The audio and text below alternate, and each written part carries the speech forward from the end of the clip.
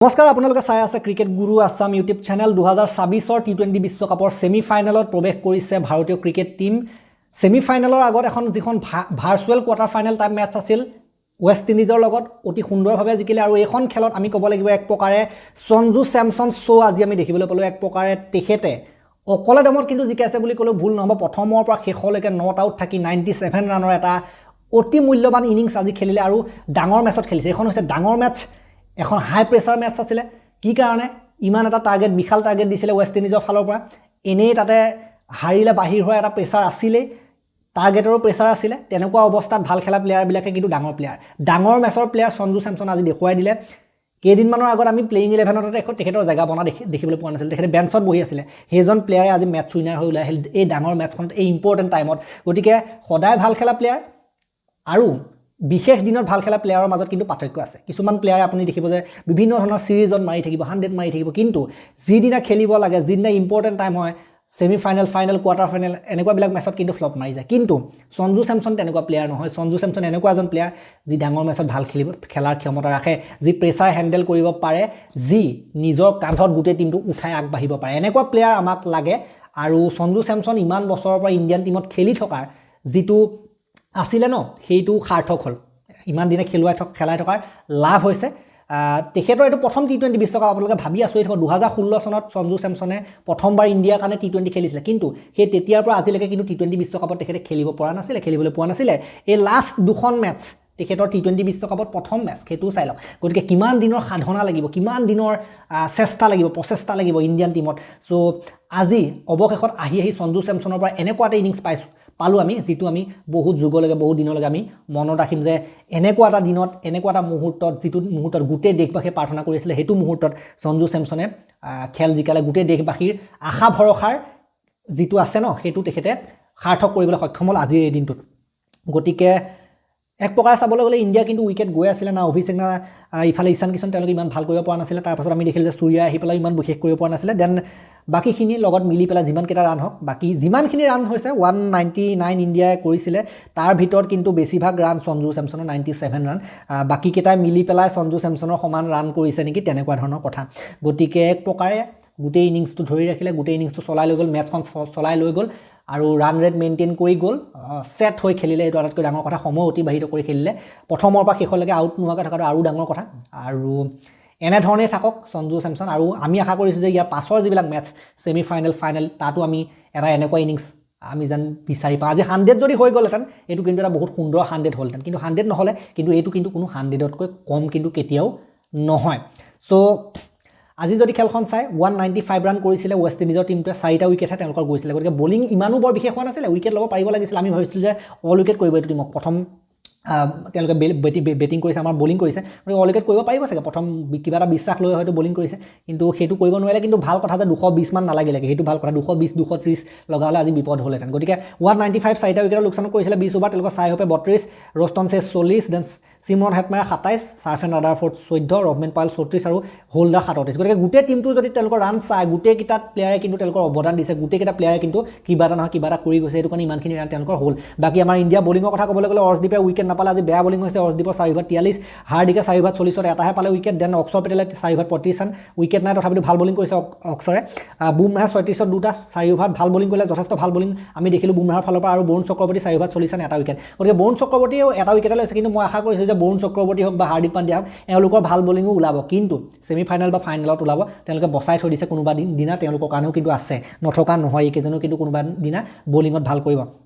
বাকি ৰান চেছটোৰ কথা ক'বলৈ গ'লে 19.2 অভাৰত প্ৰাপ্ত কৰিলে ভাৰতে ৰান যিটো টাৰ্গেট আছিলে 196ৰ আৰু 4টা বল থাকিলেগে 5 উইকেটত জিকিলে 5টা উইকেট গ'ল 199ত 5টা ভাৰতৰ স্ক'ৰ অভিষেক শৰ্মা 11টা বলত 10 ৰান 2টা 4 মাৰিছিলে গতিকে আশা কৰিছিলোঁ অভিষেকৰ পৰা কিন্তু সিমানটো ডাঙৰ ইনিংছ খেলিব নোৱাৰিলে দেন সঞ্জু চেমছন 50টা বল খেলিছে 10 অভাৰ ওচৰা-ওচৰিতে আধা খেল তেখেতে খেলিছে 50টা বলত 97 12টা 4 4টা 6 গতিকে সুন্দৰ এটা নক অত্যন্ত সুন্দৰ যিমান প্ৰশংসা কৰে সিমানটো কমেই হ'ব সঞ্জু চেমছনৰ কাৰণে আজি এখন মেচৰ ক্ষেত্ৰত দেন ঈশান কিষণ কিষণ 6টা বলত 10 ঈশান কিষণ দুৰ্ভাগ্যজনকভাৱে আউট হ'ল তেখেত বাৰু এটেকিং মোডতে আহিছিলে আজি এটেক কৰিম বুলি আহিছিলে সেইটো কাৰণে তেখেতক ফ্ৰী হেণ্ড দিয়া হৈছিলে আজি তথাপিতো সিমানতে আউট হ'ল 10টা গ'ল দেন সূৰ্যকুমাৰ 16টা বলত 18 সূৰ্যকুমাৰে মাজত অলপ লগ দিলে সঞ্জু চেমছনৰ উইকেট যিহেতুকে গৈ আছিলে কিন্তু যিটো সময়ত এটেক কৰিব বিচাৰিছিলে সেইটো সময়তে আউট হ'ল দেন তিলক বৰ্মাই আহি পেলাই কিন্তু বহুত ইম্পৰ্টেণ্ট কেইটামান বাউণ্ডাৰী মাৰিলে 4টা 4 এটা 6 মাৰিলে বহুত ইম্পৰ্টেণ্ট টাইম ক্ৰুচিয়েল টাইম সেইটো সময়ত ৰান ৰেট মেইনটেইন কৰাটো ইম্পৰ্টেণ্ট আছিলে সেইটো সময়ত কিন্তু আজি তিলক বৰ্মাই ভাল খেলিছে 15টা বলত 27 ৰান দেন হাৰ্দিক পাণ্ডিয়া 14টা বলত 17 হাৰ্দিক পাণ্ডিয়াও আজি উইকেট যাবলৈ দিয়া নাছিলে 14টা বল যি খেলিলে এটা 2টা 4হে মাৰিছে ইমান 6টা মাৰিবলৈ চোৱা নাই ইমান এটেকিং হোৱা নাই হাৰ্দিক পাণ্ডিয়া আজি ইনিংছটো আমি দেখিলোঁ যে তেখেতে 1-2 ৰান লৈ আছিলে 1-1 ৰান লৈ পেলাই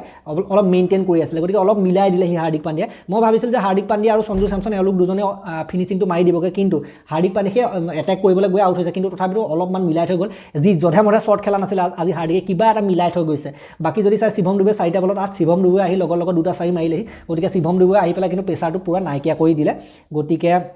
এনেদৰে ভাৰতে খেলখন জিকিবলৈ সক্ষম হ'ল তেওঁলোকৰ উইকেটৰ কথা ক'বলৈ গ'লে আকিল হুছেইনে এটা আৰু জেছন হোল্ডাৰে 2টা উইকেট ল'লে মেথিউ ফৰ্ডৰ উইকেট নাই বাকী স্পিনাৰ কেইটাকো অলপ সাৱধানে খেলিলে গতিকে মিলাই দিলে আৰু আজি গতিকে এনেধৰণে ভাৰতে যিখন ছেমি ফাইনেল সেই ছেমি ফাইনেলত প্ৰৱেশ কৰিছে বৰ্তমান সময়ত সেইটোতো বহুত ধুনীয়া কথা আৰু আমি আশা কৰিছোঁ যে ছেমি ফাইনেলো জিকক আৰু ছেমি ফাইনেলো জিকক ফাইনেলো হওক চেম্পিয়ন হওক চ' ছেমি ফাইনেলৰ বৰ্তমান সময়ত সময়সূচী আপোনালোকক দেখুৱাব বিচাৰিছোঁ প্ৰথমখন ছেমি ফাইনেল 4 মাৰ্চৰ দিনা আছে বেছি সময় নাই মাজতে আজি 2 হ'লে কাইলৈ দেন 4 মাৰ্চৰ দিনা সাউথ আফ্ৰিকা নিউজিলেণ্ড আৰু 5 মাৰ্চৰ দিনা হ'ব ইণ্ডিয়াৰ ফাইনেলখন সেইখন second semi final Mumbai Wankhede ষ্টেডিয়ামত যিটো ইণ্ডিয়াৰ কাৰণে লাকি ষ্টেডিয়াম হয় ইংলেণ্ডৰ বিৰুদ্ধে আছে 5 মাৰ্চত ইণ্ডিয়াৰ 7টা বজাত আৰু 8 মাৰ্চত ফাইনেল হ'ব ৰাতি 7টা বজাত আহমেদাবাদত গতিকে ফাইনেলখন বহুতে কৈ আছে ইণ্ডিয়া নিউজিলেণ্ড হ'ব বহুতে কৈছে ইণ্ডিয়া সাউথ আফ্ৰিকা হ'ব কি হয় চাওঁ কিন্তু তাৰ আগত ইংলেণ্ডৰ লগত যিখন মেটচ আছে ছেমি ফাইনেল সেইখনো কিন্তু ইমানো সহজ নহ'ব আজিতকৈও কিন্তু অলপ কঠিন মেটচ হ'ব কাৰণ ইংলেণ্ডতো বহুত কেইজন কিন্তু মেটচ উইনাৰ প্লেয়াৰ আছে ডাঙৰ হিটাৰ আছে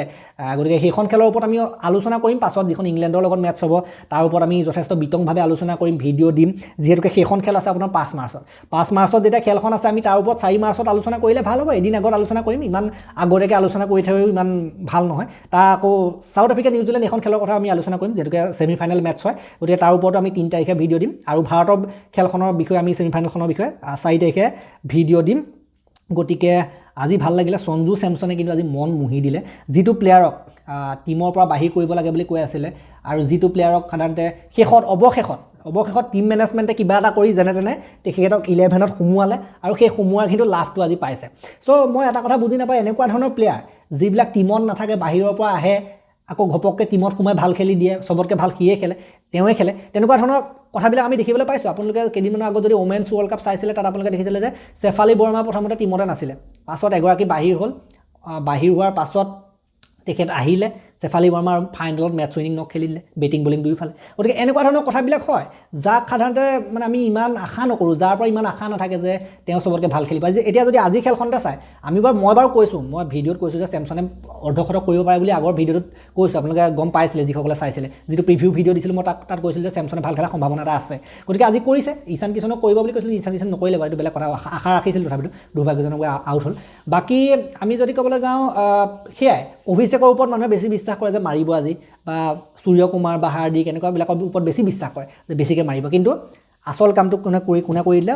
সঞ্জু চেমছনে ঠিক সেইদৰে নেক্সট খেলখনত কোনে ভাল খেলে চাবলগীয়া হ'ব সদায় বেলেগ মেটচ উইনাৰ ওলাই আছে বেলেগ মেন অফ দ্য মেটচ ওলাই আছে নেক্সটখন খেলত কোন হয় এইটো চাবলগীয়া হ'ব সেইটোৱে ভাল কথা ইণ্ডিয়ান টিমৰ প্ৰত্যেক দিনাই বেলেগ মেটচ উইনাৰ আমি দেখিবলৈ পাওঁ গতিকে নেক্সটখন খেল কিজানি অভিষেকৰ কাৰণে আছে কোনে জানে গতিকে যি কি নহওক এই ভিডিঅ'টো মই ইমানটা সমাপ্ত কৰিলোঁ শুভকামনা সকলো ভাৰতীয় ক্ৰিকেট সমৰ্থকক আৰু